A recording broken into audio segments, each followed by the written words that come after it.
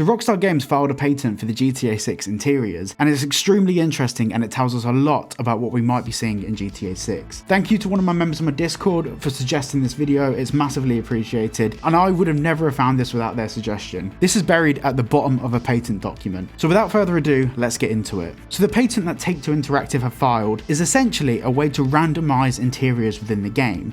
Now in one of my previous videos, I suggested that maybe we wouldn't have as many interiors as people would think due to the complex modelling that's involved. Now, I'm still of the mindset that not every single interior in the game would be visitable just because of rendering. It would be an absolute nightmare. Even based on localized rendering close to the character, it still would be really intensive, especially on games consoles such as the PlayStation 5 and the Xbox. But in this document, we can see that Rockstar Games has basically created a way to randomize different assets within the interior. In another advantageous embodiment, the disclosed systems are used to procedurally generate building interiors, which allows the generation of a large number of different interiors from a relatively small set of interchangeable part objects. These parts would include things such as floor assets, ceiling assets, wall pieces, and numerous interior items for the placement within the room. Variants of these items can be made available in several colour palettes, which can be applied across the parts in a variety of ways. Arbitrary room shapes and sizes, including outdoor space, can be populated using the disclosed system. However, in some advantageous embodiments, this system is applied to the rooms of similar shape and size, such as an apartment building where many rooms throughout the building would be essentially the same floor plan. Thus, the wall, ceiling and fixtures in these spaces would be similar. Accordingly, multiple apartment interiors could be easily created based on the same interior plan but with different combinations of parts and colours. This would give the impression of a great deal of realistic variation from a relatively small set of data. The various parts in the room can be tagged with characteristic data such as the property tags disclosed in the previous embodiments. So what they're essentially saying here is that each property will be tagged. For example, you'll have a high-end apartment, you'll have a rustic apartment, you'll have an old apartment, or you may have an old house, a new house, an office building, a closed down office building. We'll have many different variations of tags that are assigned to different properties. So for example, a nice high-rise tower apartment that's supposedly a new build would be tagged with characteristic data which then these assets would be applied to. So for example, we could have a brand new kitchen in an apartment, and new modern apartment could be the tag that's applied to that property. So within that kitchen there may be marble worktops, there might be minimalist design chairs and stuff. There will be different objects that are assigned to that data set that is linked with the tag that's given to the property. And then this patent goes on to say a bit more. As with the previous embodiments, rules can be used to establish relationships between the various objects. This allows a selection of parts to be grouped together in arbitrary ways. For example, a bathroom group could comprise of a group of tiled floors, tiled walls, baths, sinks and mirrors, together with a light blue and white colour palette. Variations on this group could be provided by changing the colours or the particular versions of the tiles, sinks, bathtubs, etc. The bathroom classification allows the statement of the needed parts, along with the ability to select variations of each of the constituent parts. The metadata for the individual parts can also include different levels of wear and tear. For example, the parts can be labelled high-end, low-end, new or worn. This allows the creation of high-end bathroom by specifying a bathroom with new, high-end tags, which will select the corresponding objects for the inclusion in the room. Now, let's not get confused here. This isn't talking about us customizing the house to our own requirements. We haven't seen any information yet that means that we could customize or do our own apartment or build our own house, for example, in the game. We haven't seen anything like that yet. This is more referring to randomized generation of interiors. Now, this isn't something that will be happening necessarily live within the game, actively within the game. For example, it's not saying that you're going to walk into an interior and then come back later in the day and it's going to be different. This is more to do with the development of the game. This patent's directly linked to actually building the game itself. Now, there are some ways that this can be implemented live in the game, for example, with objects like fruit bowls or objects like paintings or pictures that might change throughout the lifespan of that property, but the physical properties and the textures within the property are probably linked to the actual build process of the game, not actually built within the game engine as something that changes over time. Now, this technology isn't just about the actual objects within the interior of the home either. This is also linked to how clean or dirty a place is. For example, here it talks about a node graph, which is essentially a massive graph that has different parameters on it. So it could be higher up one axis, higher up another axis, and it basically means that an apartment could be extremely dirty, a little bit dirty, but there's many values in between, not dirty and very dirty. So it's pretty much a sliding scale on both axes of how dirty that item is. The graph will provide the universe of possible rooms. In order to establish a particular interior, the designer or game script need only to provide a block of parameters that stores a value to feed each node into the ordered graph. These parameters select the path to recreate an interior.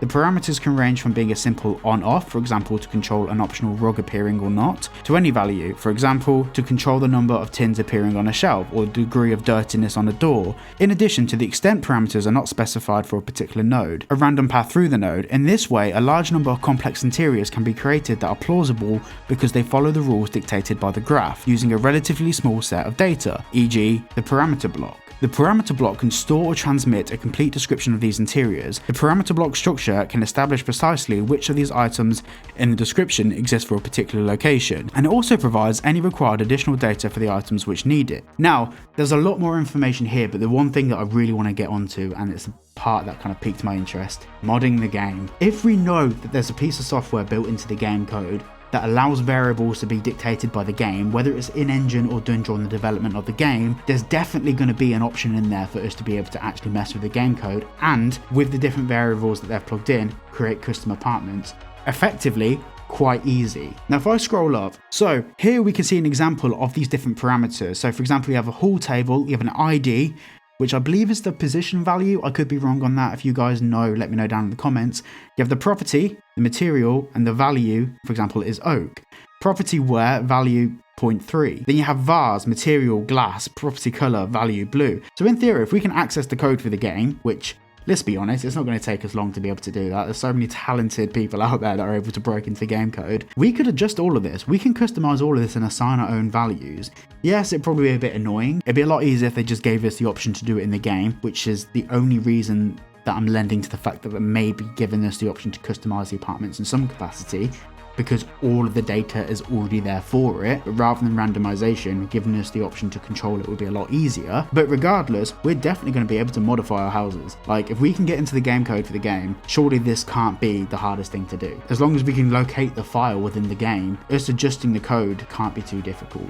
Now, the only way this could be difficult is if there's actually a separate engine that this software runs off, which controls all these parameters, and then for us to be able to actually get into that engine and stop the automatic randomization of these numbers and actually have them as fixed values, that could be a bit harder. But I don't know too much about the coding side of modding games and everything, so you guys will have to tell me in the comments down below. And this section here basically says that there'll be a string of code assigned to a property that has all of this data input within it, and that code can be randomized essentially. So for example, we'll have apartment 53B on Main Street, which would be tiled kitchen floor, kitchen walls, message board, cupboards, boxes of cereals, lounge walls, etc. I'm not going to read all of that, you get the idea. And it says here this data establishes exactly which parts of the top description of high-end apartment are to be used to construct the apartment 53B Main Street. Added to this data would also be any extra parameters which can be used to potentially modify some of the items where desired. And at the bottom of this page, it basically goes into what the definitions of each of these systems are and what they're trying to patent. Because with a patent, you have to actually state what that piece of software is claiming to do and why no one else should be able to recreate that. That's a really important part to people creating patents, whatever it is. And also within this article, it goes into a bit more detail about how these different factors can change over time. So for example, over a period of like a week, the floors would get dirtier, or the house would get dirtier, or the apartment would get dirtier, and various factors change depending over time. This shows us that the apartments and the buildings will evolve, very similar to what we had in Red Dead Redemption 2, where over a period of time, buildings would get built, campsites would get destroyed. There's many different variables there that will allow us over time to witness change happening to the world around us, which is the one thing that GTA 5 dramatically missed on. The world never changed, the buildings were never finished, construction was always construction, and obviously this isn't saying that buildings are going to be finished, but it's going to show the buildings that we can enter will evolve over time. But this means that if an apartment can become dirty, for example, well, they're not just going to expect us just to have that apartment dirty for the entirety we play the game. Surely there will be an option in there to clean the apartment or to do something, because otherwise having that feature to make it dirty doesn't make any sense unless there's a corresponding action from the character to fix that, to create a resolve. So whether that means we have to pay to clean the apartment or hire a cleaner or have to even mop up ourselves, Who knows? If anything, this has answered one question and created a lot more. So let me know what your thoughts are down below. Also, if you've got a couple of seconds, please consider liking and subscribing. I also have a second channel, which isn't GTA related content. It's just me waffling about all sorts of rubbish. So if you do want to follow that and you do want to support that channel, please feel free to visit in the link below. Also, I have a Patreon, whereas I'm going to be uploading videos earlier on there if you fancy supporting the channel through that. Thank you all so much for watching the video, and I'll see you all in the next one.